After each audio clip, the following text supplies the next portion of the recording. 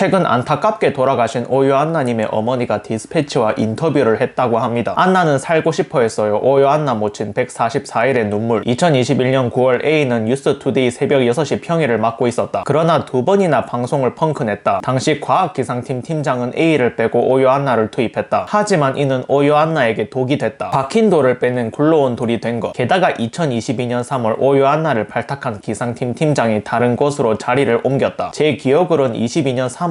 안나 전화가 왔는데 숨이 뒤로 넘어가는 거예요. 엄마 나 미칠 것 같아 라면서 통곡했습니다. A가 자신을 너무 힘들게 한다고요. 참고로 가로 세로 연구소 채널 가면 누군지 다 나오더라고요. 뉴스투데이는 아침 6시 방송이다. 새벽에 출근해야 한다. 오요 안나는 수면제에 의지했다. 그래도 잠에 들지 못하면 술을 마셨다. 절대 해선 안 될 극약 처방이었다. 아시다시피 술이랑 수면제를 같이 먹는 건 건강에 정말 위험합니다. 오요 안나는 8월 20일 알람을 듣지 못했다. 그날 새벽 방송을 펑크낸 것 이현승이 대신 메웠다. 10월 18일과 28일에도 지각을 했다. 다른 직원이 집으로 찾아가 깨웠다. 이렇게 뉴스투데이에서 하차당했다고 합니다. 요한나는 직장 내 괴롭힘으로 우울증에 빠졌습니다. 그래서 수면제를 먹고 술을 마셨죠. 지각을 했고 혼이 났고 다시 수면제를 먹고 그렇게 악순환이 반복된 겁니다. 저렇게 술과 수면제를 같이 먹게 된 건 직장 내 괴롭힘으로 인한 고통이 아니었을까 싶은 거지. 참고로 요한나님은 쓰리잡을 뛰었다고 하는데 기상 캐스터를 하면서 헬스클럽 코치를 병행했어요. 방송이 줄면서 글쓰기 알바도 했고요. 식당에서 설거지 알바까지 했대요. 닥치는 대로 일한 거죠. 이렇게 사진도 있다고 합니다. 근데 열심히 한 이유가 뭐냐? 어머니는 왜 그리 몸을 혹사시키냐고 물었다. 그때 오요 안나가 한 말, 엄마 바쁘게 움직이면 피곤해서 잘 수 있으니까 수면제나 술에 의지하지 않고 나 방송 잘 하고 싶어. 피곤해지면 수면제 없이 잘 수 있으니 일부러 바쁘게 살았다고 합니다. 안타깝죠? 어떻게든 이겨내보려고 발버둥을 친 겁니다. 정말 강한 사람이었구나. 저는 이 문단이 너무 슬프더라고요. 실제로 오요 안나는 2023년 발성 레슨을 받았다. 아나운서 학원 강사를 찾아가 1대1로 교육을 받았다. 우울증을 극복하기 위해 운동을 했다. 요가를 하고 달리기도 했다. 모치는 안나는 계속해서 노력했다. 인정받고 싶어 했다면서 그러나 선배들은 달라지지 않았다. 아무리 발버둥을 쳐도 제자리였다고 하소연했다. 우리 안나는 사실 안 죽고 싶었어요. 살고 싶었던 것 같아요. A가 발음 지적하니까 없는 돈에 과외까지 받았어요. 투잡으로 번 돈을 자기 발전을 위해 쓴 거죠. 정말 살기 위해서 달라지는 걸 보여주기 위해서 온몸을 던졌으니까. 그럼에도 힘들어서 끝내 극단적인 선택을